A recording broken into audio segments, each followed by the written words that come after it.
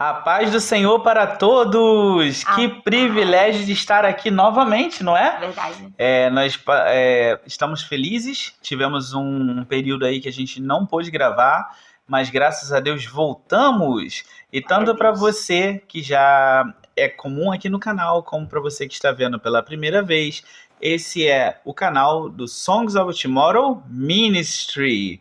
Eu sou o Pastor Mamal. E eu sou a pastora Gigi. E nós queremos te dar as grandes boas-vindas por você estar aqui conosco. Certamente o Senhor falará ao teu coração, assim como já falou aos nossos Aleluia. corações, tá bom? Então, antes de mais nada, eu quero te pedir um favor. Vai lá, se inscreve no canal para você poder receber todas as atualizações. Dá o like nesse vídeo para que mais pessoas possam ser alcançadas, né?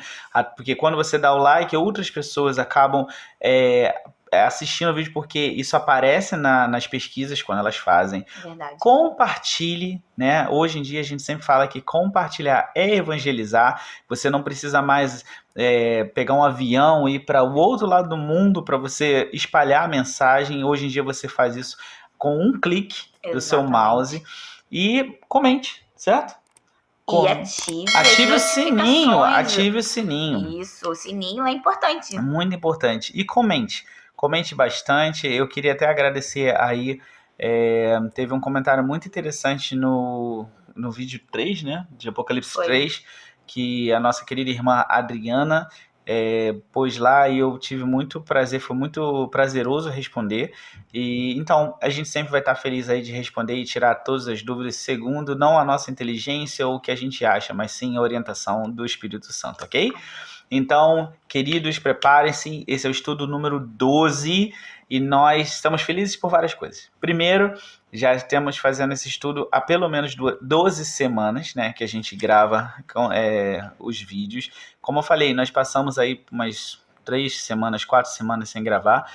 Tivemos algumas coisas, alguns problemas, saúde, alguma coisa do tipo, mas já estamos totalmente recuperados, mas a gente realmente precisou dar uma atenção maior para a questão da saúde. Verdade. Mas, queira ou não queira, já é a 12ª semana que estamos postando vídeos, e isso é maravilhoso. Para a glória de Nós estamos muito felizes com essa dádiva. E depois nós entramos em um período de Apocalipse muito interessante do livro que nós estamos estudando, não é? Nós, como já conversamos nos outros vídeos, Apocalipse tem 2 grandes divisões, quer dizer, tem algumas divisões, mas tem uma grande divisão, quer dizer, que divide o livro em 2, que são justamente do capítulo 1 ao 11 e depois do 12 ao 22. E esse é o início da segunda parte da grande divisão de Apocalipse, e Deus tem muito para falar conosco. Eu não sei quanto vai durar esse estudo, geralmente o estudo dura 1 hora, mas ele tem muito conteúdo. Nós temos muito conteúdo e Deus tem muita coisa para falar conosco nessa noite, tá bom? Então, antes de mais nada, pegue a sua Bíblia, é importante você estar com a palavra confira, porque, não é? Confira, porque não porque a gente vai passar alguma coisa errada, mas você precisa aprender a manusear, e cheque lá as referências, você vai ver que tudo que a gente vai estar falando e trazendo a atenção está na palavra, é confirmado pela palavra de Deus. Então você vai ser tremendamente abençoado por conferir na palavra e ver onde estão os versículos e onde Deus está falando em cada coisa. Então, peço para vocês abrirem as suas Bíblias em Apocalipse 12. O título do meu capítulo, né, aqui na minha Bíblia, diz A Mulher e o Dragão. E diz assim: E viu-se um grande sinal no céu, uma mulher vestida do sol, tendo a lua debaixo dos pés e uma coroa de 12 estrelas sobre a cabeça. E estava grávida e com dores de parto, e gritava com ânsias de dar à luz. E viu-se outro sinal no céu, e este era um dragão vermelho, que tinha 7 cabeças e 10 chifres, e sobre as cabeças 7 diademas. E a sua cauda levou após si a terça parte das estrelas do céu, e lançou-as sobre a terra. E o dragão parou diante da mulher que havia de dar à luz, para que, dando ela à luz, lhe tragasse o filho. E deu à luz um filho, um varão, que há de reger todas as nações com vara de ferro. E o seu filho foi arrebatado para Deus e para o seu trono. E a mulher fugiu para o deserto, onde já tinha lugar preparado por Deus para que ali fosse alimentada durante 1260 dias. E houve batalha no céu, Miguel e os seus anjos batalhavam contra o dragão, e batalhavam o dragão e os seus anjos. Mas não prevaleceram, nem mais o seu lugar se achou nos céus. E foi precipitado o grande dragão, a antiga serpente, chamado Diabo e Satanás, que engana todo mundo. Ele foi precipitado na terra, e os seus anjos foram lançados com ele. E ouvi uma grande voz no céu que dizia: Agora chegada está a salvação, e a força, e o reino do nosso Deus, e o poder do seu Cristo, porque já o acusador de nossos irmãos é derribado, o qual diante do nosso Deus os acusava de dia e de noite. E eles o venceram pelo sangue do Cordeiro e pela palavra do seu testemunho, e não amaram a sua vida até a morte. Pelo que alegrai-vos, ó céus, e vós que nele habitais. Ai dos que habitam na terra e no mar, porque o diabo desceu a vós e tem grande ira, sabendo que já tem pouco tempo. E, quando o dragão viu que fora lançado na terra, perseguiu a mulher que dera à luz o varão. E foram dadas à mulher 2 asas de grande águia, para que voasse para o deserto, ao seu lugar, onde é sustentada por um tempo e tempos e metade de um tempo, fora da vista da serpente. E a serpente lançou da sua boca, atrás da mulher, água como um rio, para que pela corrente a fizesse arrebatar. E a terra ajudou a mulher, e a terra abriu a boca e tragou o rio que o dragão lançara da sua boca. E o dragão irou-se contra a mulher, e foi fazer guerra ao resto da sua semente, os que guardam os mandamentos de Deus e têm o testemunho de Jesus Cristo. Glória a Deus, bendito seja o nosso Senhor por sua palavra. Então, como de costume, nós vamos aqui apresentar uma visão geral de Apocalipse 12, né? Esse Apocalipse 12, como a gente já falou, é um capítulo marcante e icônico dentro do desenrolar dos acontecimentos escatológicos mundiais e espirituais, né? Como nós vimos nos vídeos passados, o livro de Apocalipse tem uma macro-organização, é isso que eu estava falando antes, né? A gente pode perceber que ele é dividido em 2 partes principais, sendo a primeira de 1 ao 11 e a segunda do capítulo 12 ao capítulo 22. Sendo que os 11 últimos capítulos eles vão mostrar o quê? O dragão, as bestas, né, que o anticristo, o domínio do anticristo, Babilônia, o cálice das últimas iras de Deus, também a vinda de Jesus, quando o dragão vai ser preso e lançado no abismo, o milênio, depois quando ele vai ser solto, o dragão vai ser solto para ser derrotado totalmente, depois a Nova Jerusalém, novos céus, nova terra, enfim. Então, basicamente é isso que a gente vai estudar, e na verdade isso é muita coisa, tem muito mistério, muita coisa interessante. Quando eu falo mistério, eu não falo de uma forma mística, mas porque realmente tem muita coisa em mistério, que só através da revelação do Espírito Santo, através da sua palavra, daquilo que já está escrito, então ele abre o nosso entendimento para entender o que ele já deixou revelado para nós. Só através do Espírito Santo nós conseguimos entender essas coisas. Apesar de todo o peso, né, dos personagens descritos nesse capítulo, que devem ser estudados e entendidos à luz do Espírito Santo, eu quero te chamar a atenção para um marco temporal, né, que a queda do dragão simboliza dentro das profecias. O que isso quer dizer, pastor Maurício? A gente vai conversar sobre quem é a mulher, quem é o dragão, quem é o filho varão, né? A gente vai conversar sobre essas coisas, a gente vamos conversar sobre a questão dela ser sustentada no deserto, enfim, sobre várias coisas. Porém, o que eu quero te dizer é que Apocalipse 12 tem ele marca temporalmente para o mundo algo. Então, o que eu quero dizer? O domínio do anticristo, o mundo já está sendo influenciado pelo anticristo, na verdade, desde a época de Cristo, né? A Bíblia própria fala que o espírito do anticristo já estava no mundo, mas o anticristo, de fato, ele vai se manifestar e reinar, né, controlar o mundo por um tempo, né, pelo tempo que está determinado a ele, a partir da queda do dragão. Então, Apocalipse 12 não fala só a história do dragão e da mulher, isso é um marco dentro de todos os acontecimentos. A gente vai estudar sobre isso, mas já para adiantar um pouquinho, o profeta Daniel, ele tem uma parte que ele fala, né, que o anjo fala para ele que ia contar para ele o que ia acontecer no último tempo da ira.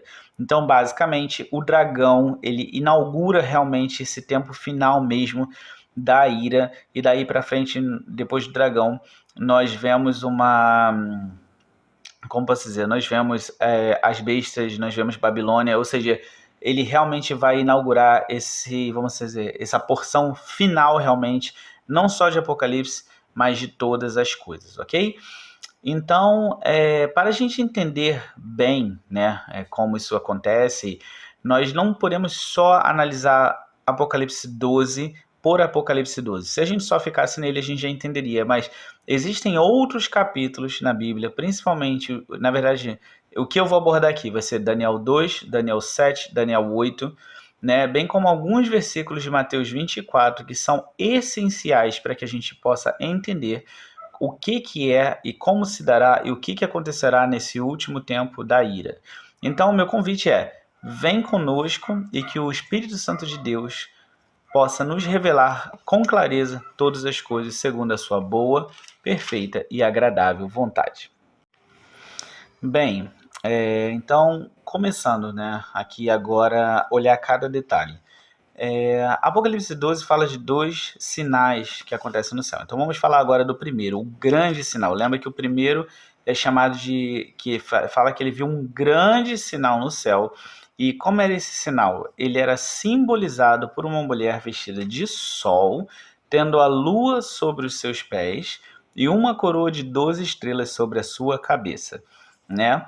Essa mulher, ela estava grávida, ela já não só estava grávida, mas ela estava com dores de parto e ânsias de dar à luz, ou seja, estava próxima. No decorrer da narrativa, a mesma dá à luz a um filho, um homem que é arrebatado por Deus, né? E essa mulher, ela foge posteriormente para o deserto, para um lugar onde ela seria guardada e sustentada durante 1260 dias.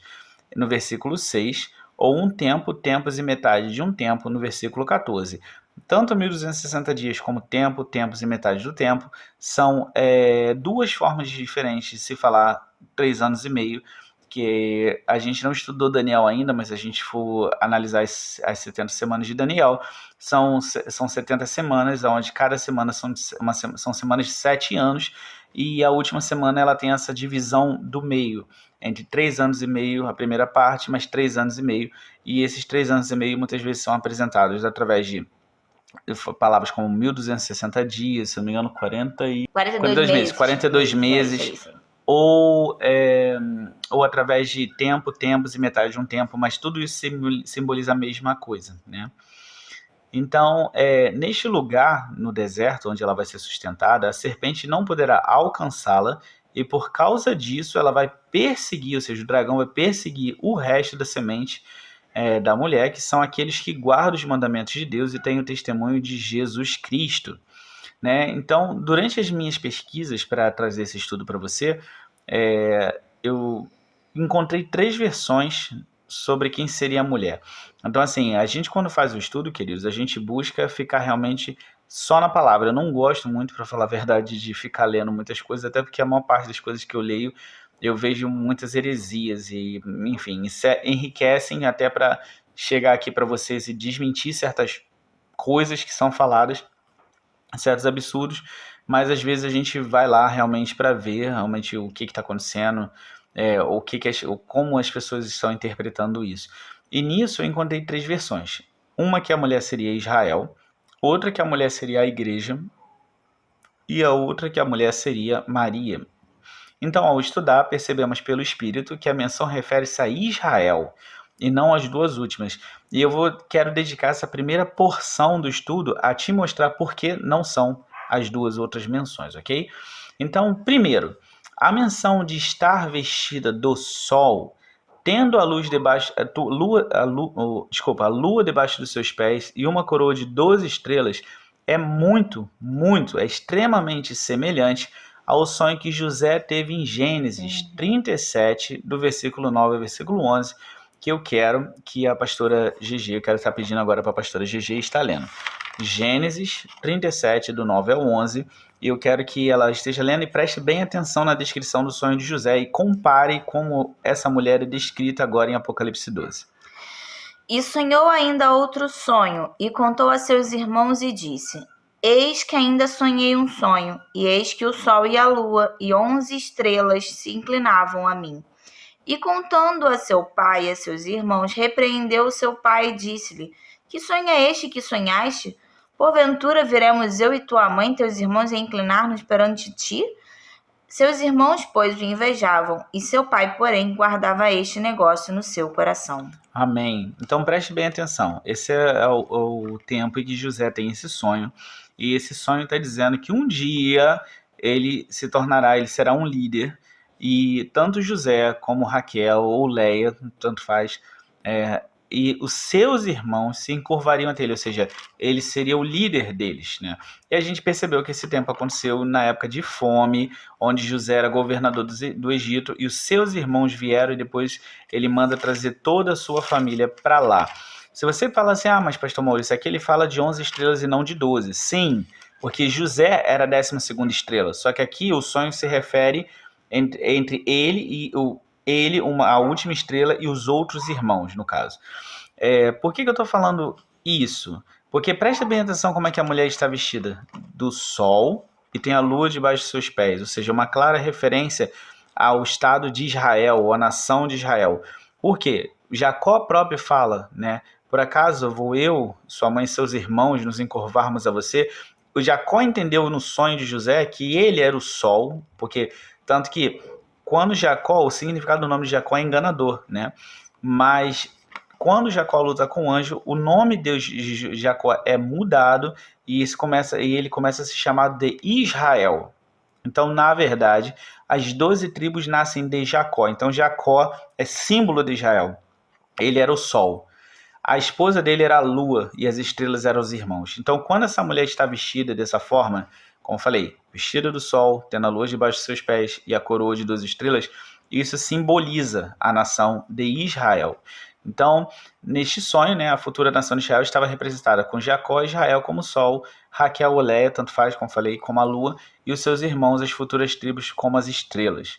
Nem Maria e nem a igreja possuem tais características. Você não encontra uma menção que Maria está vestida de sol, ou ela tem a luz debaixo dos seus pés, ou que tem uma coroa de 12 estrelas na cabeça. Você pode ler a Bíblia inteira e eu te prometo que você não vai achar isso. A mesma coisa da igreja. A igreja não tem uma menção que se retrate a igreja assim. A única menção a alguém assim é quando se fala sobre Israel, representado por Jacó, sua esposa e seus 12 filhos. Né? Então, ainda que alguns afirmem que as 12 estrelas sejam os 12 apóstolos, qual é a interpretação do sol e a lua em relação à igreja? Porque alguém pode falar assim, isso é a igreja, as 12 estrelas são os 12 apóstolos. Mas, querido, e o sol e a lua? Né? Eu acho que se der mole alguém vai falar que o sol e a lua são Jesus e Deus, mas faz o menor sentido, até porque são duas pessoas, são 3 pessoas a Trindade, ou seja, Pai, Filho e Espírito Santo. Então, se o sol é Deus e a lua é Jesus, cadê o Espírito Santo? Exato. Entende, querido? Então, não, assim, só para realmente deixar, porque assim, vezes mexe, a gente acha pessoas falando realmente muitas coisas equivocadas. 2. Segundo, esta mulher dar à luz a um filho varão que há de reger o mundo com vara de ferro é uma clara referência ao nascimento de Jesus. Então aqui eu já vou adiantar, eu vou falar um pouco mais lá embaixo, mas esse filho varão que nasce, que vai reger o mundo com vara de ferro e é arrebatado para Deus, é o Senhor Jesus Cristo. Né? Como também, isso aí é também mencionado em Apocalipse 19:15, que eu vou pedir para a pastora Gigi também estar lendo, e Apocalipse 2, 26 ao 27. Então, enquanto ela vai ler Apocalipse 19:15, eu vou procurar aqui 2, do 26 ao 27 para vocês. E da sua boca saía uma aguda espada, para ferir com ela as nações, e ele as regerá com vara de ferro. E ele mesmo é o que pisa o lagar do vinho do furor e da ira do Deus Todo-Poderoso. Isso. Se você ler Apocalipse 19:15, ou 19 todo, você vai perceber que essa menção é Jesus que vem sobre as nuvens. Então, ele fala aqui, né, que ele vai reger as nações com vara de ferro, e ele também é o mesmo que pisa, né, o lagar, né? O lagar do vinho do furor da ira do Senhor. Do Deus Todo-Poderoso. Isso. E aqui, se você ler aqui em Apocalipse 2, 26 a 27, né, na carta à igreja de Tiatira, está escrito assim: E ao que vencer e guardar até o fim as minhas obras, eu lhe darei poder sobre as nações, e com vara de ferro as regerá, e serão quebradas como vasos de oleiro, como também recebi de meu Pai. Ou seja, são 2 passagens que eu já posso te mostrar que esse filho que vai reger as nações com vara de ferro, apresentado em Apocalipse 12, é uma menção a Jesus. Isso vai acontecer no milênio, que vai ser um assunto que a gente ainda vai chegar.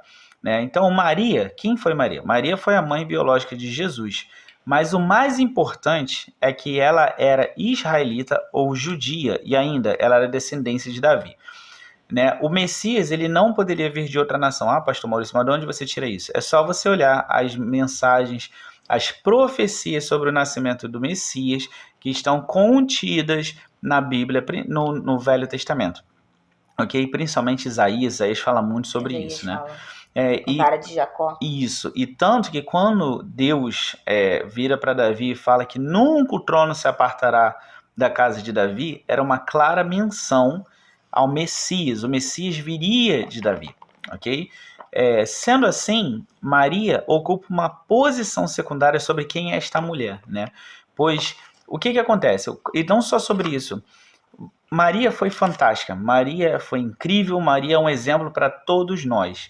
Mas mesmo com toda a virtude de Maria, com toda a santidade de Maria, com toda a fé exemplar, preste bem atenção, Maria só se torna apta para ser a mãe do Messias porque ela era israelita, ou seja, descendente de Abraão, a qual Deus disse que em Abraão seriam benditas todas as famílias da terra.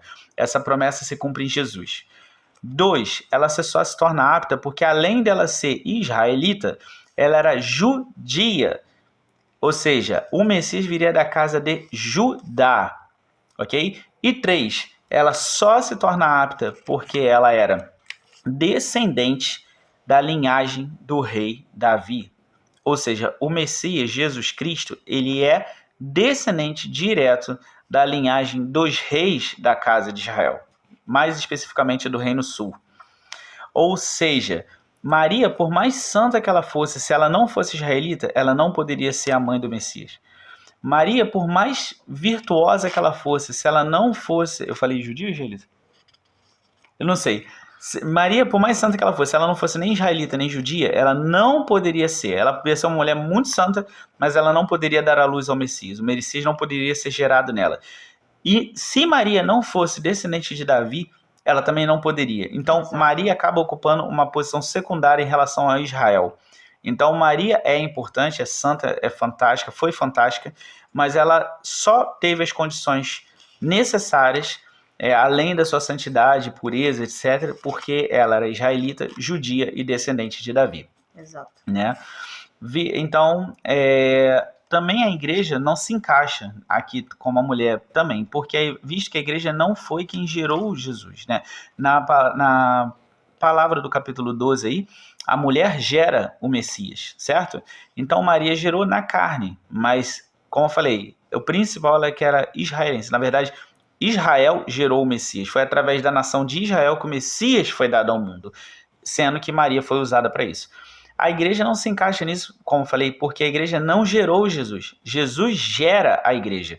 E nisso eu tive lendo algumas coisas, algumas mensagens, e teve uma grande controvérsia, pessoas falando, não, Israel, na verdade, assim, não é o povo da promessa é a igreja, e os fiéis de Israel, na verdade, eles faziam parte da igreja antiga. E não tem nada a ver isso, querido, isso daí não tem nada a ver, não tinha igreja antiga, antes de Jesus não tinha igreja, ok? Era povo de Israel, as pessoas eram fiéis a Deus, mas não existia igreja. Igreja foi criada pelo Senhor Jesus Cristo, ou seja, na mulher de Apocalipse gera o Messias. A igreja não gerou o Messias, o Messias gerou a igreja. Né? Então, Maurício, mas aonde está que ele gerou a igreja? Vamos estudar então, vamos abrir a palavra para tirar as dúvidas. Por favor, pastora Gigi, leia Mateus 16, 18 para nós. Pois também eu te digo que tu és Pedro, e sobre esta pedra edificarei a minha igreja, e as portas do inferno não prevalecerão contra ela. Ou seja, Jesus edifica a igreja como um construtor constrói um prédio. A igreja não existia. E ele cria essa igreja, ele edifica esta igreja. Aqui em Efésios 5:27, está escrito, né, para apresentar a si mesmo, ou seja, Jesus, para apresentar a si mesmo, igreja gloriosa, sem mácula, nem ruga, nem coisa semelhante, mas santa e irrepreensível. Ou seja, Jesus não só ele cria a igreja, ele edifica a igreja, ele gera a igreja, mas ele também se entrega pela igreja para apresentar a ele, né, que igreja gloriosa, sem mácula, sem ruga. Ou seja, a igreja é formada por quem? Por nós, tanto os gentios como os judeus que aceitamos ao Senhor Jesus, o seu sacrifício expiatório por nós. Então ele criou este povo. Foi só através da morte e redenção de Cristo que a igreja foi criada. Então a igreja é todo aquele que confessa ao Senhor Jesus Cristo como Salvador. Porque a igreja em todo o mundo é símbolo de cristãos, de pessoas que seguem a Cristo. Então falar que a igreja existia antes de Jesus não está certo, não está correto. É uma forçação de barra. E a gente tem, como cristão, a gente tem que entender que existem promessas para Israel, promessas para a igreja, e que não significa que nós somos melhores ou piores. Se querem entender melhor isso, leiam Romanos 11, que ali vai estar falando isso. Nós fomos zambujeiros que fomos enxertados na oliveira, né? Os ramos originais foram quebrados para que nós estivéssemos lá, mas um dia, se esses ramos se arrependerem, serão restaurados. Então aqui está falando que nós, a salvação chegou a nós, mas um dia, se Deus quiser, chegará a Israel também. Isso é promessa de Deus. Então, por esse motivo, o Messias veio da nação de Israel, da qual Judá era uma tribo e posteriormente a capital política do Reino Sul. Depois que Salomão morre, o reino se divide em norte e sul e Judá se torna a capital política do Reino Sul. Mais uma vez, os fatos mostram que Israel é simbolizado nesta mulher de Apocalipse 12, não Maria ou a igreja. Terceiro motivo. A fuga para o deserto diz respeito à perseguição que acontecerá durante o tempo do reinado do Anticristo, marcado pela queda do dragão na terra. A mulher será guardada por um período de 3 anos e meio, né, que, como eu falei, é dito através de 1260 dias, ou da menção de tempo, tempos e metade de um tempo. E se observarmos bem, Maria não fugiu ou fugirá para o deserto. Isso nunca aconteceu nem vai acontecer. E não existe também uma promessa que a igreja vai estar fugindo para um lugar onde Deus vai proteger a igreja por 3 anos e meio. Isso não existe. Nenhuma passagem fala sobre isso. Então entendemos que a nação de Israel será protegida pelo Senhor da fúria do dragão, como está escrito no Apocalipse 12, visto que Satanás odeia Israel por ter sido o povo escolhido por Deus para enviar a salvação ao mundo através de seu Filho Jesus Cristo e, consequentemente, o derrotar. O Satanás, ele odeia Israel. Se você pegar a história de Israel, vamos lá. Israel vai para o Egito ali com Jacó, na época da fome. Chega ali, eles são escravizados, depois que José morre, né? E aí Deus age poderosamente, tira o povo de Israel do Egito. O povo de Israel do Egito peregrina no deserto, entra na Terra Prometida. Eles não fazem o que Deus manda. Os povos da Terra Prometida se tornam um laço para eles. Eles são perseguidos, acontecem várias guerras, até que Deus estabelece o reino ali em Saul e depois Davi e Salomão. Salomão, então, foi um reino extremamente pacífico devido às vitórias militares do seu pai e devido à graça que o Senhor pôs sobre o reino de Salomão, que na verdade esse foi o fato mais importante. Mas depois disso, o reino é dividido através do filho de Salomão. Cria-se o reino norte de Israel, o reino sul de Judá, e daí para frente o reino norte é destruído pela Assíria, as 10 tribos são espalhadas pelo mundo e até hoje existe uma promessa que elas voltarão, mas elas foram espalhadas, perderam a identidade. O reino sul é destruído por Babilônia. Eles vão cativos, depois de 70 anos eles voltam e ali se estabelece de novo. Neemias restaura os muros, acontece a restauração também do segundo templo, acontece a construção do segundo templo. Depois disso vem o reino da Grécia, né? Que depois da Babilônia, o reino da Babilônia foi subjugado pelo Império Medo-Persa. Depois o Império Medo-Persa é subjugado por Alexandre o Grande do Império Grego. E ali, depois disso, surge um rei do Império Grego chamado Antíoco Epifânio, que profana o templo, oferecendo um porco no altar. E ali depois vem o Império Romano, que subjuga o Império Grego, e ali Israel pode voltar à terra, até que por volta do ano 670 depois de Cristo acontece uma rebelião. Os judeus são expulsos de Jerusalém. O templo é destruído, cumprindo-se a profecia que Jesus falou que não ficaria pedra sobre pedra, e desde então eles foram espalhados no mundo, sendo que eles só voltaram a ser nação, se não me engano, agora em 1948, ou seja, Israel é uma nação milenar, mas ele só foi considerada, depois do Império Romano, ela só foi considerada ser nação de novo em 1948, ou seja, mais ou menos ali de 120, 130 anos depois de Cristo. Até 1948, o povo israelita estava espalhado pelo mundo, tendo perseguição na Espanha, tendo perseguição na Rússia, tendo perseguição pela Alemanha nazista. Ou seja, Satanás odeia Israel, ok?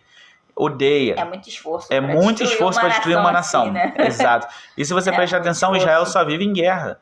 Os vizinhos dele já fazem guerra com eles toda hora. Inclusive, é um sinal escatológico. É raro ter algum país que apoie Israel. Exato. Na verdade, o mundo se põe contra uma nação tão pequena, né, que acabou ficando tão miudinha ali, né? O país foi reduzido e a maioria se põe contra eles por qualquer motivo, né? Exato. Mas assim, eles não estão fugindo ainda, né? Eles falaram que o sangue daquele justo, ou seja, de Jesus que eles estavam crucificando, caísse sobre a cabeça deles. E caiu.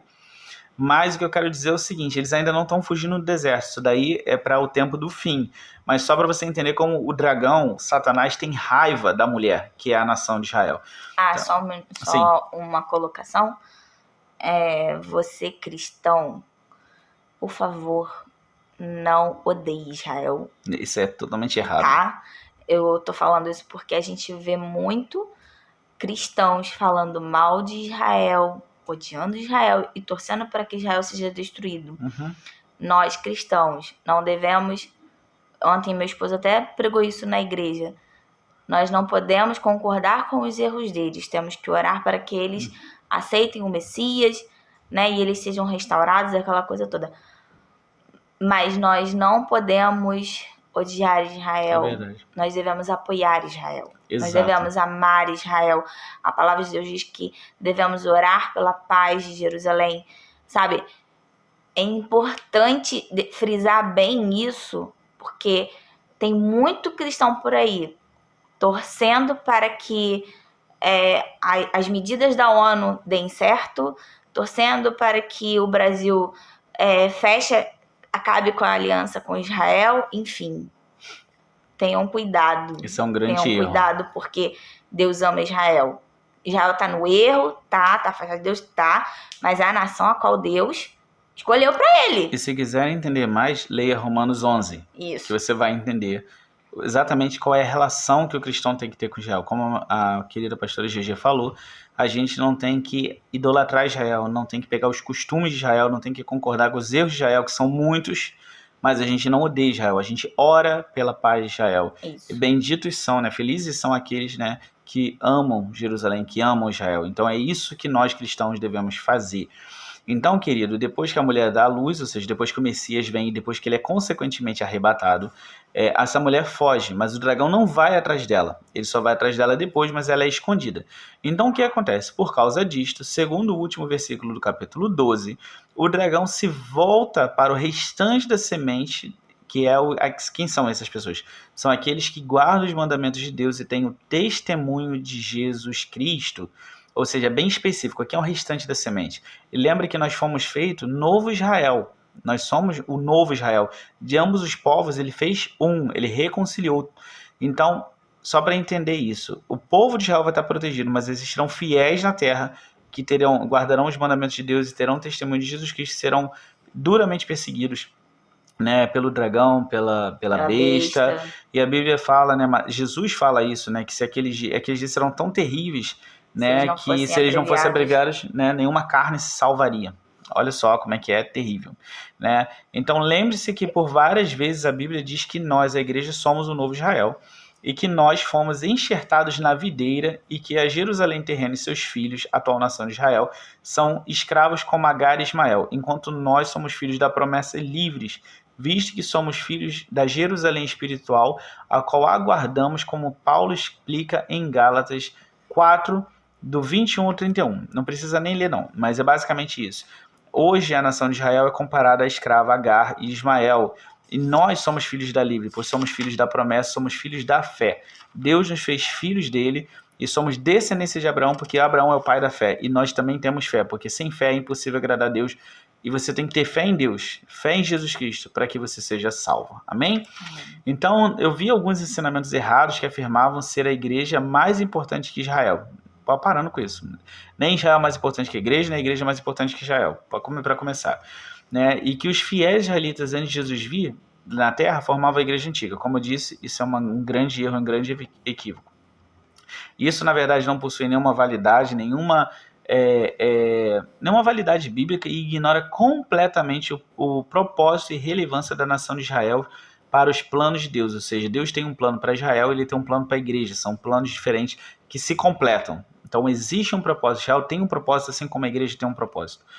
Né? Não se deve supervalorizar Israel, visto que também são falhos. Símbolos de uma aliança pela lei que não é perfeita e nem pode salvar, mas não devemos menosprezá-los, como Paulo bem adverte e explica que Deus não rejeitou Israel em todo o capítulo de Romanos 11, destacando-se que, se a queda deles é a riqueza do mundo e a diminuição de Israel a riqueza dos gentios, ou seja, todo aquele que não é judeu ou israelita, quanto mais a sua plenitude, ou seja, imagina quando eles foram restaurados, se o fato deles terem desprezado o Messias trouxe salvação a nós, imagina quando eles o aceitarem, né? E aqui ele ainda fala, né? Isso foi o versículo 12, né? De Romanos 11.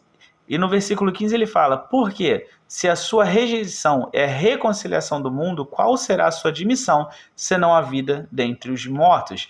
Então esse último versículo é incrivelmente relevante e nos mostra que no momento que Israel for restaurado e novamente admitido, haverá vida dentre os mortos, simbolizando a vitória final. Ou seja, quando Israel finalmente voltar para Deus, a vitória final vai acontecer, vai haver vida, haverá vida dentre os mortos, o Senhor cumprirá todas as suas promessas. Então Paulo ainda exorta que nós fomos enxertados na videira. E se os ramos naturais, ou seja, Israel, eles não foram poupados, ou seja, eles foram quebrados e arrancados da oliveira, nós também, se nos desviarmos, também seremos quebrados, né? Por fim, Deus não usa o simbolismo da mulher pela primeira vez com a igreja. Então tem pessoas que falam, não, Maurício, mas poxa, pastor Maurício, Deus chama a igreja de noiva do Cordeiro. Exato, mas não foi a primeira vez que ele faz esse simbolismo.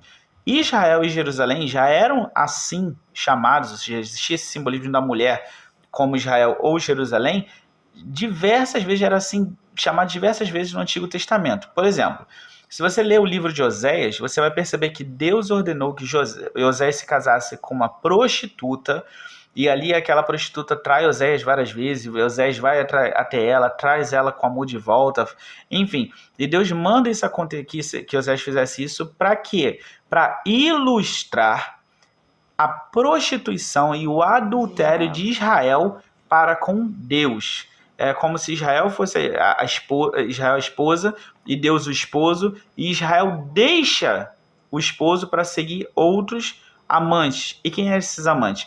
Israel, Deus se revelou a Israel, e ali Israel deveria seguir só ele como Deus, porque ele é o único Deus. Mas Israel, ele segue qualquer outro deus, principalmente Baal. Todos os deuses das outras nações eles seguiam, então eles adulteravam, eles traíam o Senhor. Então já nesse tempo, Deus usava Israel como a figura de uma mulher que estava traindo a ele, que era o esposo. Então, enquanto a igreja é chamada de noiva do Cordeiro e se refere a Jesus Cristo, ou seja, a igreja sempre se refere a Jesus. Ela é a noiva de Jesus, a noiva do Cordeiro. A nação de Israel é sempre apresentada em relacionamento direto com o Senhor Deus Pai, ou seja, o Senhor Jeová. A igreja é a noiva e, consequentemente, ela não pode dar à luz ao Salvador. Nós sabemos que, pela nossa fé cristã, pelo que Deus fala, só pode haver qualquer tipo de relacionamento após o matrimônio. Então, ela não poderia dar à luz a ninguém, porque ela é noiva. Né? Porém, Israel, foi prometido que de Israel viria o Messias, ou seja, Deus suscitaria o Messias. Porque Deus, é como se Deus tivesse casado. Tudo isso é simbolismo. Isso daí não é, tipo, o casamento de verdade igual humano, sabe? A gente tem entre nós humanos. Isso é simbolismo. Mas queira ou não queira, é um simbolismo interessante. A esposa é noiva. Ela não pode gerar. Israel já é esposa. Ela pode gerar. A igreja é a noiva. Então, a igreja é a noiva. Você falou a esposa é a noiva. Desculpa. A igreja é a noiva, ela não pode gerar, mas Israel é a esposa, então ela pode gerar. Né? E você vê que essa mulher de Apocalipse 12, né, ela está grávida e já está quase dando à luz ao varão que há de reger as nações. Ou seja, o Messias não vem da igreja. O Messias vem de Israel. Né? Deus desposa Israel simbolicamente, como visto em Oséias 2,19, que eu quero te mostrar aqui através da pastora GG, em Isaías 54,5. Então, para não ficar só na minha explicação, eu queria que a pastora GG lesse em Oséias 2,19, e eu vou ler em Isaías 54,5, você vai ver duas passagens que Deus traz a Israel como esposa.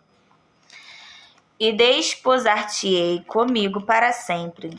desposar-te comigo em justiça e em juízo, e em benignidade e em misericórdias.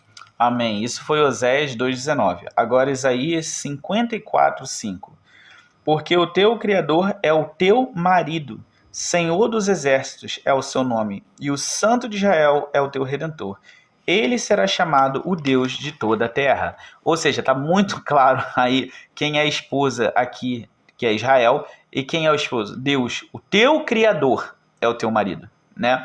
Então a gente acabou de matar essa questão, né? A gente conseguiu resolver à luz do Espírito Santo. Isso é para honra e glória de Deus. Então isso é mais uma prova de que a mulher, né, essa é mais uma prova que nós podemos afirmar que a mulher em Apocalipse 12 é Israel. Então agora vamos falar sobre o segundo sinal no céu.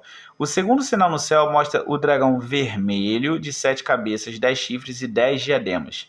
É afirmado que este dragão é o diabo e Satanás, a antiga serpente que engana todo mundo. Ou seja, no próprio capítulo já tem o discernimento de quem seja essa criatura, quem é esse dragão, né? Note-se que essa menção sobre serpente nos remete ao livro de Gênesis. Olha como é que a Bíblia se completa, né? Você pega a Bíblia, você analisa ela e ela se completa. Essa é uma menção já ao livro de Gênesis, onde a serpente enganou e levou o homem a pecar e ser expulso do jardim do Éden, em Gênesis 3. A promessa de que o filho da mulher esmagaria a cabeça da serpente está por se cumprir agora em Apocalipse.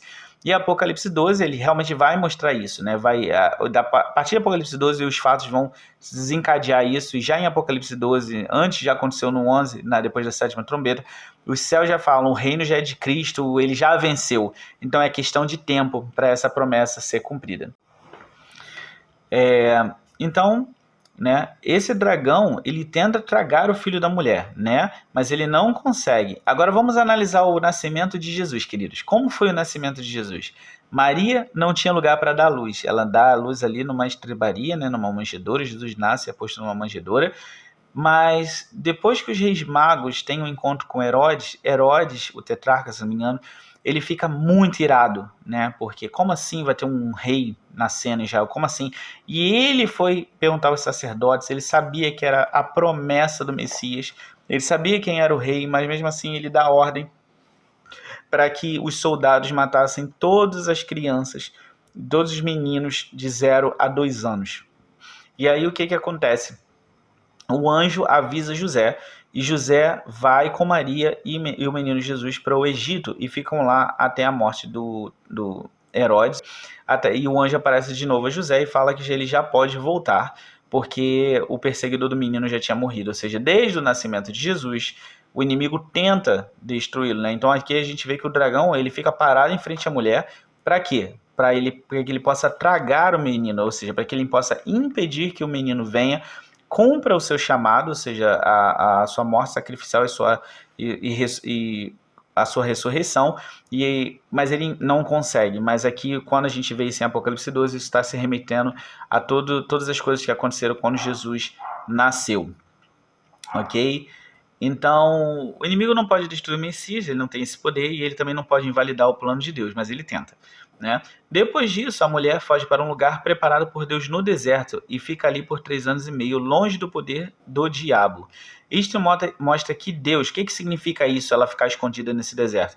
Isso mostra que Deus vai proteger Israel, não sei aonde, não sei como, mas ele vai proteger Israel da força do inimigo das nações durante 3 anos e meio, no período do reinado do anticristo na Terra, no período literal que o dragão e o anticristo vão estar reinando aqui. O dragão, ele não persegue a mulher imediatamente, então se a gente parar e prestar atenção, bem como está a cronologia aí, né, dos fatos em Apocalipse 12, nós vemos que a mulher foge, mas o dragão começa uma guerra no céu, onde luta Miguel e seus anjos contra o dragão e seus anjos. Ele só vai perseguir a mulher depois que ele é derrotado do céu, ok? Né? Como falei, né, o Satanás, ou seja, o dragão e os seus anjos, eles são vencidos por Miguel, né, e os exércitos celestiais, e tanto o dragão como seus anjos são lançados na terra. Então eles caem na terra, né? O acesso ao céu não é mais permitido ao dragão, e acontece grande júbilo no céu, porque o diabo, que era o acusador dos irmãos, isso está escrito lá no capítulo, o diabo, que era o acusador dos irmãos, foi vencido, e o reino de Cristo é estabelecido ainda mais. Ou seja, os moradores do céu, eles deveriam se regozijar, porque finalmente o inimigo tinha sido completamente vencido e totalmente expulso das regiões celestiais. Ele não tem mais acesso, ele não pode voltar, nem ele nem os seus anjos. E ele foi completamente deposto. Hoje, ainda hoje, ele continua como acusador. Você já percebeu que quando você peca, tem aquela sensação horrível? Mesmo você cristão, depois de você pedir perdão, ainda fica aquela sensação horrível de acusação? Porém, o que Deus fala? Se você pecou e se você se arrependeu e você pede perdão a ele, ele é poderoso e fiel e justo para te perdoar os seus pecados e te purificar de toda iniquidade. Está em 1 João. Mas, mesmo assim, o inimigo fica te acusando, porque ele ainda tem esse posto de acusador. E a gente vê isso muito claramente na passagem lá de Jó, principalmente no capítulo 1 e no capítulo 2, onde nós vemos o inimigo acusando. Então, nesse momento, depois que ele é vencido por Miguel e os exércitos celestiais, ou seja, os anjos do Senhor, ele é jogado na terra, ele é lançado na terra junto com os demônios, e ele não tem mais esse acesso, essa característica. Pode falar. Não, ele já não pode mais acusar, né, as pessoas, ele já não tem mais esse acesso ao céu, que em Jó a gente vê, né, até o abuso dele, também, ele te serve porque você dá tudo pra ele. Exato. Né? Assim como ele vira pra Deus hoje e fala, tá vendo lá, olha só, eles são pecadores e mesmo assim você continua amando eles. Sim, né? sim. E aquela coisa, quando você erra, com certeza ele acusa lá, ele aponta o dedo, até porque isso é a função dele. Tipo, não aquele que seja a função dele, mas ele é acusador, ele quer condenar, né? Exato. Então, assim, no céu, né, como eu já falei, os moradores, né, do céu deveriam se alegrar, mas existe uma lamentação. Primeiro, assim, eles deveriam se alegrar porque eles venceram o dragão, o diabo, o anticristo, todo o pecado, através do quê? Do sangue do cordeiro e pela palavra do seu testemunho. Por isso eles deveriam se alegrar. Porém, existe uma lamentação pelos moradores da terra, porque o diabo desceu literalmente. Então, Apocalipse 12, quando fala que o diabo desce com seus anjos, isso é literal. Isso não é simbologia. Agora é a ação direta mesmo. Exato, vai dele, ser assim, visto. Vai ser visto. Né? Até porque a Bíblia fala também em Tessalonicenses, eu ainda vou trazer esse estudo melhor para vocês quando a gente vai falando sobre o anticristo. Se Deus quiser, eu vou trazer esse estudo melhor. Mas a Bíblia fala que o anticristo ele se levanta contra tudo que se chama Deus. Só ele vai querer adoração só para ele. Então, assim, vai ser extremamente literal isso, ok? Então, existe uma lamentação porque o diabo desceu literalmente e está furioso porque sabe que tem pouco tempo. Ou seja, preste bem atenção, agora ele foi vencido, ele sabe que as coisas para se concretizarem vão ser pouco tempo. O período de reinado dele, agora, segundo a palavra, que é o tempo que a mulher vai estar escondida, vai ser de 3 anos e meio. Ok? E depois disso, Jesus Cristo virá para vencê-lo. Ok? Então ele está furioso, como o próprio Jesus fala em Mateus 24. Se aqueles tempos não fossem abreviados, nenhuma carne se salvaria. Então, este é um ponto culminante, visto que isso dá início ao governo visível do anticristo, né, como pode ser visto através dos acontecimentos, né, descritos nos próximos capítulos. Ou seja, quando a gente começar a ler Apocalipse 13, Apocalipse 14, você vai ver as bestas aparecendo, você vai ver o domínio do anticristo, você vai ver o falso profeta, você vai ver a marca da besta, tudo isso vai acontecer. E acontece depois de quê? Depois que Satanás é jogado na terra, é destruído e lançado na terra, junto com seus anjos. Ou seja, tem pouco tempo, então ele vai fazer esse domínio por um tempo. Hoje ele influencia, né? Hoje ele influencia as pessoas, mas nessa época vai ser ele trabalhando visualmente mesmo. Exato. Claramente. E após isso, né, depois que ele é destruído do céu, ele é derrotado no céu e lançado na terra, após isso ele volta a perseguir a mulher, que é escondida por Deus. Como não consegue, ele se volta para o restante da sua semente, que são os que guardam os mandamentos de Deus e tem o testemunho de Jesus Cristo, como a gente já disse, ou seja, o resto dos fiéis espalhados pela terra, né? Como mencionado, quando falamos da mulher, não há dúvida de que o filho varão que nasce é arrebatado para Deus e que regerá as nações com vara de ferro, seja Jesus Cristo. Então, eu não vou me ater nesse assunto porque isso é muito claro. A Bíblia já menciona quem é a pessoa que vai reger as nações com vara de ferro. O próprio Jesus, na carta às 7 igrejas, ele fala: o que vencer, regerá as nações, etc, etc, assim como eu recebi de meu pai. Ou seja, está muito claro que o filho varão está se referindo a Jesus. A dúvida mesmo aqui era de quem era a mulher, mas eu acredito que, à luz da palavra de Deus, nós conseguimos explicar bem, ok? Então, agora, queridos, eu quero entrar em detalhes muito interessantes desse capítulo, né? Esse capítulo, ele é muito rico, ele tem muitos assuntos e eu senti de Deus que eu precisava falar sobre eles, né? Então, ao estudar o capítulo, o Espírito Santo nos levou a enxergar essas coisas, né? A primeira parte, quando a gente tem a menção da terça parte das estrelas do céu, logo nos primeiros versículos, né? Desde pequeno, eu tenho sido ensinado, né, que essa questão de, assim, na rebelião primordial, ou seja, quando Lúcifer, né, que é Satanás, ele estava no céu ali servindo a Deus e ele se revoltou contra Deus, ele se rebelou, óbvio que ele levou seguidores com eles, que são chamados os demônios, que nada mais são que os anjos caídos. E eu sempre ouvi falar que ele levou 1/3 dos anjos, mas eu nunca tinha visto referência alguma para justificar isso, apesar de ter lido a Bíblia, né? Então eu comecei a pesquisar sobre esse capítulo, me deparei com esse tema, né? E eu, como falei, eu sempre fui ensinado isso e eu descobri que as pessoas que afirmam isso baseiam-se no versículo 4 do capítulo 12 para comprovar que essa terça parte das estrelas se refere aos anjos caídos que apoiaram Satanás na rebelião celestial. Eu vejo realmente muitos problemas com essa interpretação, para falar a verdade, porque em nenhum momento está escrito que aqueles anjos que vieram com Satanás eram essas estrelas, né? Houveram guerras no passado, existem guerras hoje e ainda existirão guerras. Então, assim, eu não creio que seja isso, porque, sinceramente, não vejo que é isso que está escrito ali naquele capítulo. Por quê? Né? Qual o problema dessa interpretação? A cauda do dragão as lançou por terra. Isso tem simbolismo de luta, né? Quando você convence uma pessoa, você não dá uma rabada nela, vamos assim dizer, um soco nela para que ela caia e venha contigo. Senão você estaria usando o que? A força, o medo, a imposição. Aqueles anjos que se tornaram os demônios, eles vieram porque eles quiseram, eles apoiaram Lúcifer na sua rebelião. E aqui no versículo 4 está falando que a cauda do dragão leva 1/3 das estrelas, joga na terra 1/3 das estrelas. Isso para mim significa uma luta onde o dragão venceu esse 1/3. Como? Não sei, ok? Essa luta é antes da mulher dar à luz, ou seja, é antes de Jesus Cristo nascer. Aí você fala assim: Maurício, mas eu ainda não entendi. Então vamos ler Daniel, ok? Se lermos Daniel 8 na visão do bode, que também representa este tempo, então, como eu falei, a gente vai usar Daniel 2, 7 e 8 aqui.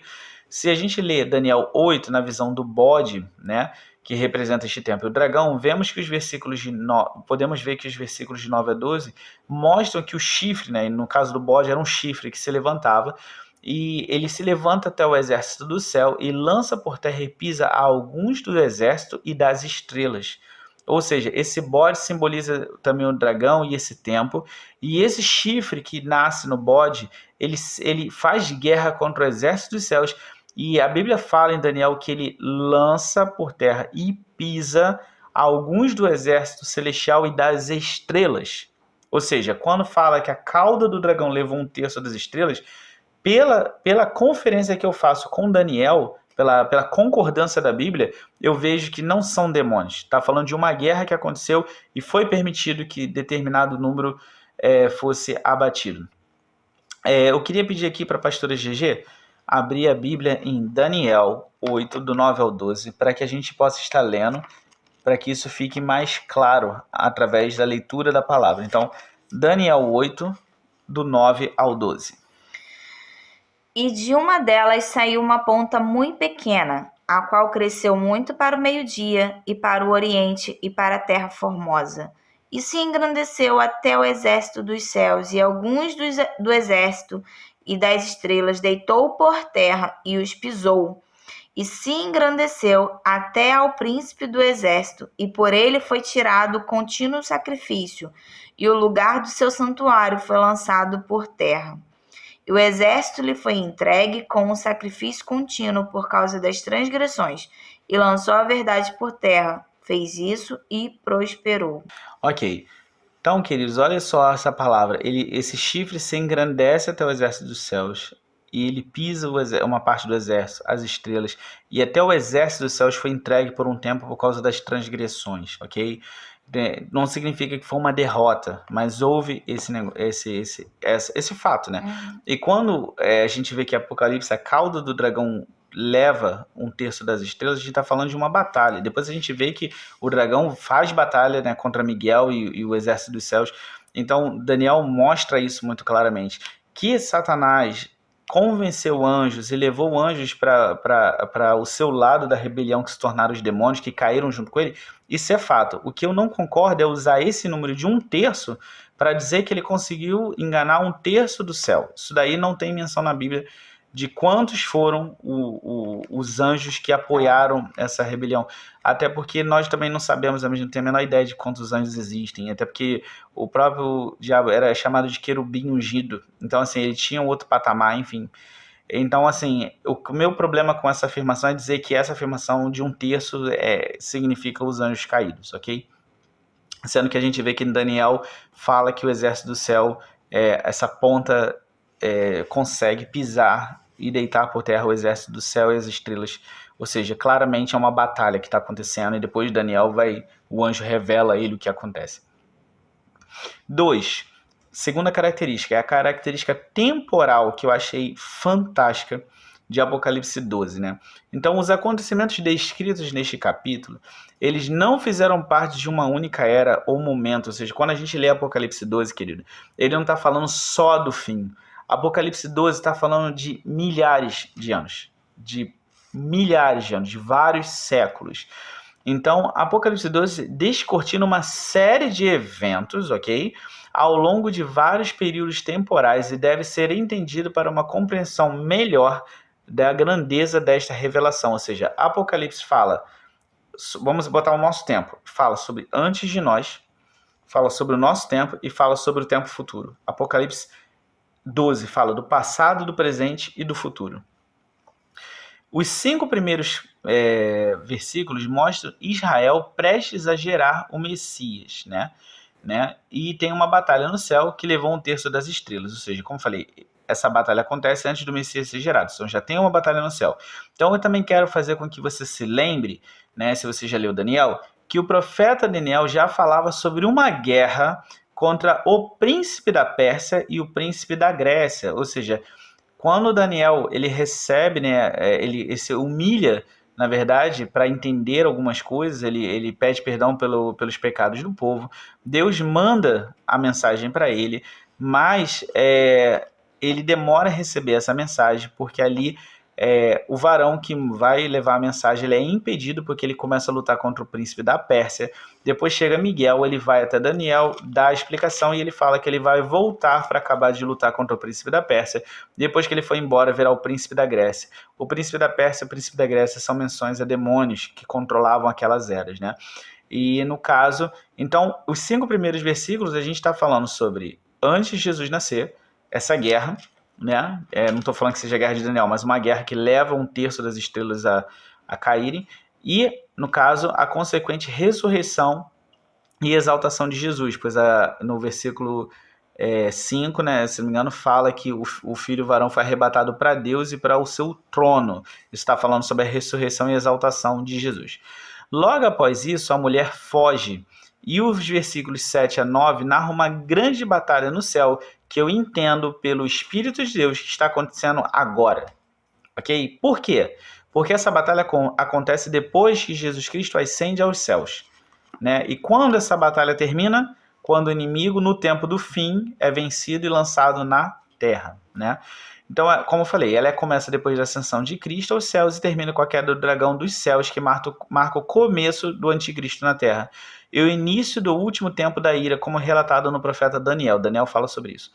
Com esta queda, ele não pode mais acusar os irmãos, ação que desempenhou desde sempre, mostrada muito claramente nos 2 primeiros capítulos de Jó.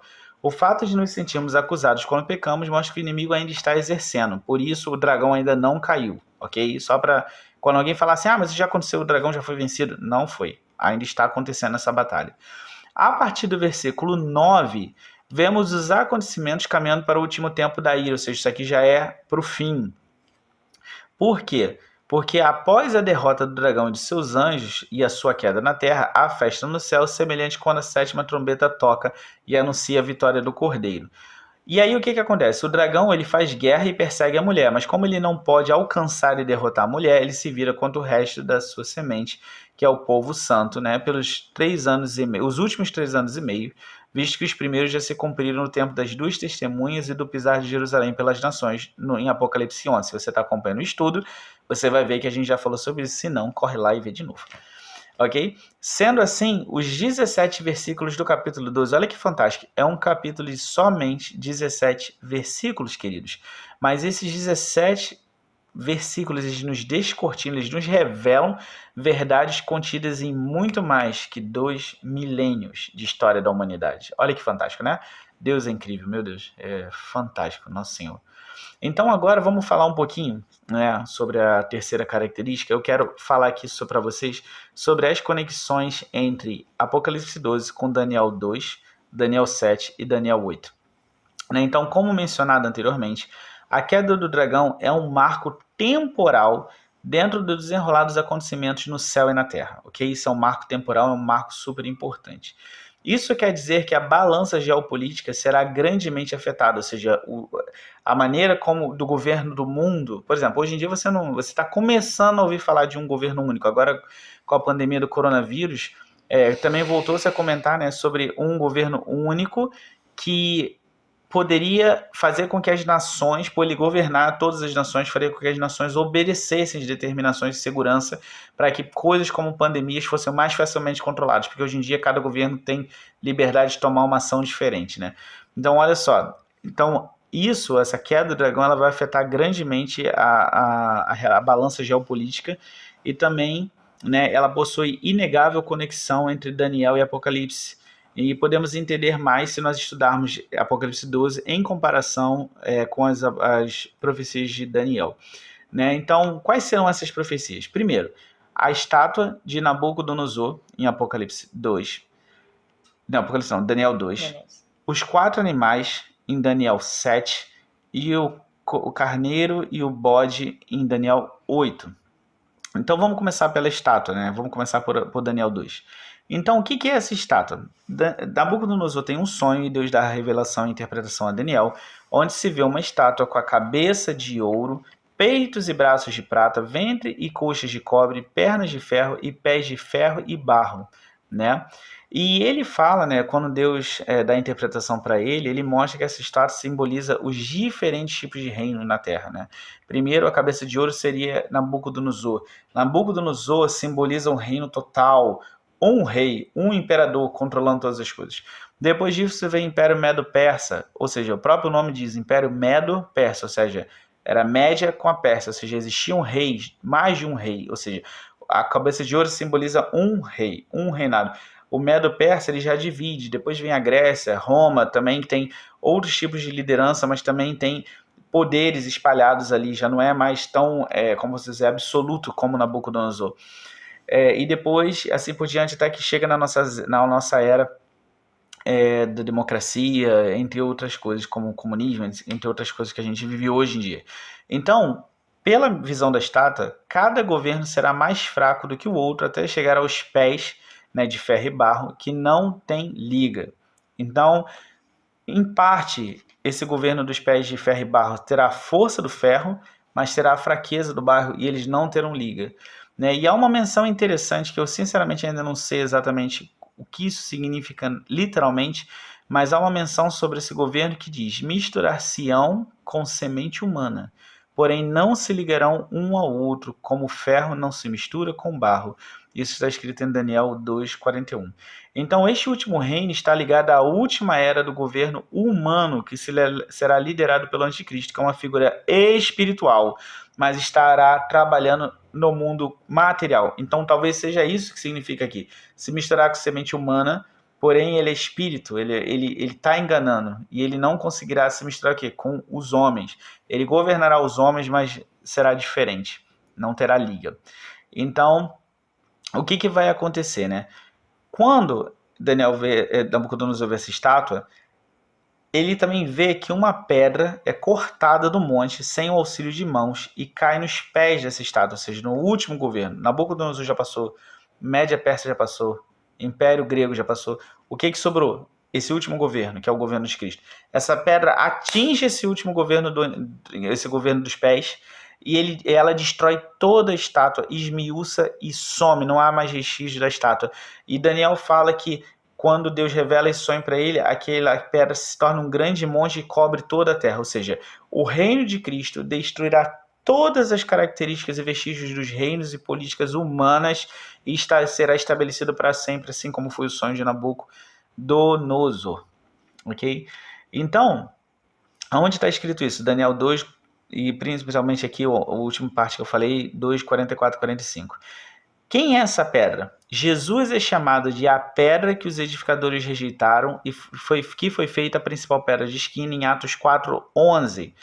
Também esta pedra simboliza o reino eterno de Cristo, que começará no milênio, depois da sua segunda vinda, descrita a partir do capítulo 19 de Apocalipse, que é quando a gente vai falar sobre o milênio. Essa pedra não tem parte alguma com a estátua e a aniquilará completamente. Por isso, o governo de Cristo anulará e desfará qualquer outro sistema político já feito. Por isso, quando alguém falar assim, democracia é de Deus, comunismo é de Deus, socialismo é de Deus, direita é de Deus, esquerda é de Deus, querido, isso é coisa humana. Tem suas falhas, suas corrupções, seus erros. O reino de Deus é perfeito. Ele não se alinha com nenhum governo humano, ok? Então, em Apocalipse, nós vemos isso, né? E ele desfará tudo para todo sempre. Então, quando a gente vê essa questão do dragão e esse último reino, o último reino é governado ali pelo dragão anticristo até que venha a pedra. Por que eu estou falando isso? A pedra vem e se estabelece para sempre. Se você continuar o estudo com a gente, você vai ver que depois do reino do anticristo, o que vem? O milênio, quando Jesus vence o dragão, vence a besta, as bestas, o falso profeta, e ali ele estabelece o reino do Senhor para todo sempre. Então tem a ver com isso, ok? Então vamos lá, continuando, né? Aqui agora a gente vai para Daniel 7, que a gente fala sobre os 4 animais. Então em Daniel 7, nós vemos 4 reinos humanos representados por diferentes bestas, sendo que a última, que é com a qual eu quero me atentar agora, ela é completamente diferente de todas elas e guarda semelhanças com o dragão. Ela também tem 10 chifres, assim como o dragão também é descrito ter 10 chifres. E o destino dessa besta é ser morta e ter o corpo despeito pelo fogo, assim como o dragão. Esse é o destino do dragão também. Este animal, esse quarto animal de Daniel 7, ele devorará toda a terra, a pisará e a fará em pedaços, como está escrito em Daniel 7:23. Lembra que Jesus fala, se aqueles tempos não fossem abreviados, nenhuma carne se salvaria. Lembra que o dragão vai perseguir o resto da semente. Lembra que aqueles que não adorarem a besta serão mortos, ok? Então, só para você ter noção, né? Isso mostra o porquê do que está em Apocalipse 12, que fala, ai dos que habitam na terra, porque o diabo desceu até vós e está furioso porque sabe que lhe resta pouco tempo, como está escrito em Apocalipse 12:12. Também é dito que o dragão perseguirá o remanescente da mulher, e em Daniel 7:25 mostra um dos chifres deste último animal proferindo palavras contra o Altíssimo e destruindo os santos do Altíssimo, até que ele será destruído, esse chifre será destruído totalmente, e o reino passará para todo sempre para o povo dos santos do Altíssimo, como está escrito em Daniel 7, do 26 ao 27. Então eu quero pedir para a pastora GG estar lendo desde o versículo 23, a gente vai ler Daniel 7, do versículo 23 até o versículo 27, tá bom, queridos? Que é Daniel. Daniel 7, do versículo 23 ao versículo 27. Vamos ler o que Deus tem para falar conosco. 23 ou 27, né? Disse assim, o quarto animal será o quarto reino na terra, o qual será diferente de todos os reinos, e devorará toda a terra e a pisará aos pés e fará em pedaços. E quanto às 10 pontas, daquele mesmo reino se levantarão 10 reis, e depois deles se levantará outro, o qual será diferente dos primeiros e abaterá a 3. E proferirá palavras contra o Altíssimo e destruirá os santos do Altíssimo e cuidará em mudar os tempos e a lei. E eles serão entregues nas suas mãos por um tempo, e tempos, e metade de um tempo. Mas o juízo estabelecer-á, e eles tirarão o seu domínio para o destruir e para o desfazer até o fim. E o reino e o domínio e a majestade dos reinos debaixo de todo o céu serão dados ao povo dos santos do Altíssimo. O seu reino será um reino eterno, e todos os domínios o servirão e lhe obedecerão. Amém. Olha que maravilha, queridos. E preste bem atenção no que está escrito em Daniel. Olha só.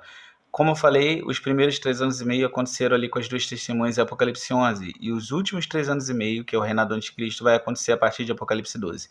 E o que está escrito em Daniel? Que os santos, né, eles serão perseguidos e ali ele terá poder para destruir os santos por um tempo, 2 tempos, um tempo, tempos e metade de um tempo, ou seja, 3 anos e meio. Olha como é que a Bíblia se encaixa.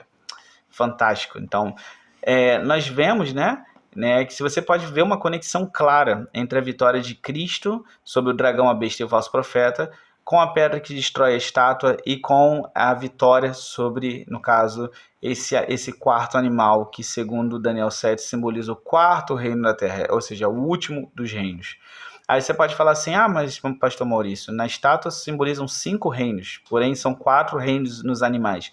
Se você prestar atenção, os pés, eles são parecidos com as pernas, porque eles têm parte de ferro como as pernas, mas eles têm uma parte que é de barro.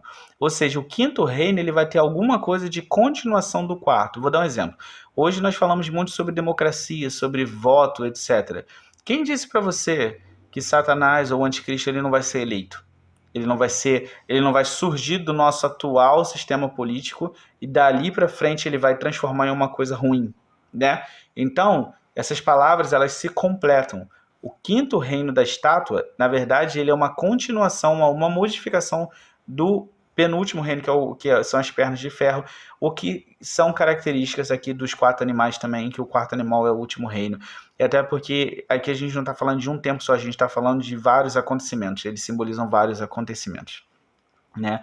Então, por fim, em Daniel 8, o bode ele vence o carneiro, né, que simboliza respectivamente os reinos da Grécia, que é o bode, que vence os reinos da Média e da Pérsia, que é o símbolo do carneiro. Realmente a Grécia subjugou a Média e a Pérsia através de Alexandre o Grande, porém, segundo o anjo que dava entendimento à visão para Daniel, estas palavras se referem a um tempo muito distante. Ou seja, realmente o que Daniel viu aconteceu lá na época dele, mas o anjo já falava que aquela revelação, aquilo era um simbolismo, mas aquilo ali aquilo indicava para tempos muito distantes, que não eram os tempos de Daniel, né? No versículo 23 de Daniel 8, vemos que esse rei será entendido em adivinhações e se fortalecerá o seu poder, mas não pela sua própria força, como está escrito no versículo 24.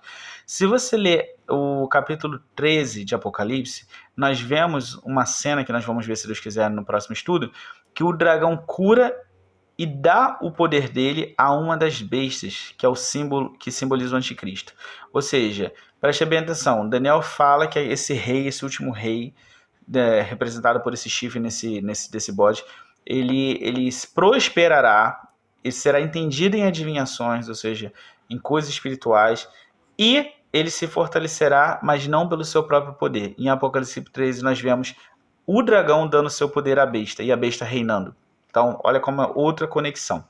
Então, cada um destes animais revela organizações e estruturas de poder e governamentais com vários indivíduos, por isso os chifres. Então, cada chifre ou é uma estrutura, por exemplo, organizacional, uma diretoria, um braço da organização, ou mesmo indivíduos.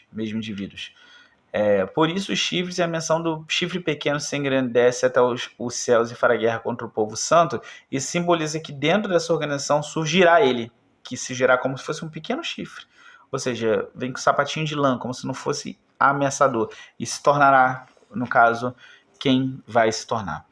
O bode também simboliza o dragão, mas esta revelação não trata somente do capítulo 12. Então Daniel 8 não está falando só do capítulo 12, está falando do reinado do anticristo como um todo, tá bom? Da mesma forma que a estátua foi destruída sem mão, nós vemos uma menção sobre o bode, que ele será destruído e quebrado sem mão, no versículo 25. Sendo assim, vemos que as revelações de Apocalipse 12 têm importância crucial no desenrolar dos acontecimentos e marcam uma divisão essencial dentro da narrativa de Apocalipse. Então, pode-se dizer que os primeiros 3 anos e meio foram da semana de Daniel... Desculpa, os primeiros 3 anos e meio da última semana de Daniel foram iniciados nas testemunhas em Apocalipse 11, e os últimos serão marcados pelo domínio literal e visível do anticristo, que terá início com a queda do dragão. Quando eles pregam por 1260 dias. 1260 dias. Isso. Então, queridos, esse foi o estudo sobre Apocalipse 12. Esse foi um estudo muito grande, eu sei, mas eu espero que você tenha realmente se deleitado com a palavra do Senhor. Se você precisar, pode voltar, veja várias vezes, quantas vezes vocês quiserem, até vocês puderem, que vocês possam entender. Mas foi necessário, porque não dava para falar sobre este capítulo sem nós abordarmos todas as características dele. E com certeza tem mais coisa, mas essas foram que o Espírito Santo nos guiou. Então, apesar de ter ficado grande, nós preferimos fazer grande a deixarmos faltar alguma informação, porque conhecereis a verdade vos libertará, e o Senhor deseja que o seu povo seja revestido com a verdade, tá bom? Aleluia. Então, eu queria te agradecer imensamente por você estar aqui. Eu agradeço pela sua audiência e peço, vai lá, se inscreve no canal, ativa o sininho para você receber todas as notificações quando postarmos alguma coisa. Dá o seu like. Também comenta, né? Comenta. Nós amamos ler comentários e responder. Pastora GG, eu, né? A gente fica muito feliz. Também compartilha. Compartilhar é evangelizar. Compartilhe nas suas redes sociais. Compartilhe com quem você ama. Compartilhe com aquela pessoa também que te persegue também. Vai que ela percebe o que vai acontecer no fim e resolve tomar tendência. Enfim. Mas ore por ela, porque é isso que Deus fala. Ame a todos. Então, quero te agradecer muito. Muito obrigado mais uma vez. Que Deus possa te abençoar grandemente. Esse é o canal Songs of Tomorrow Ministry.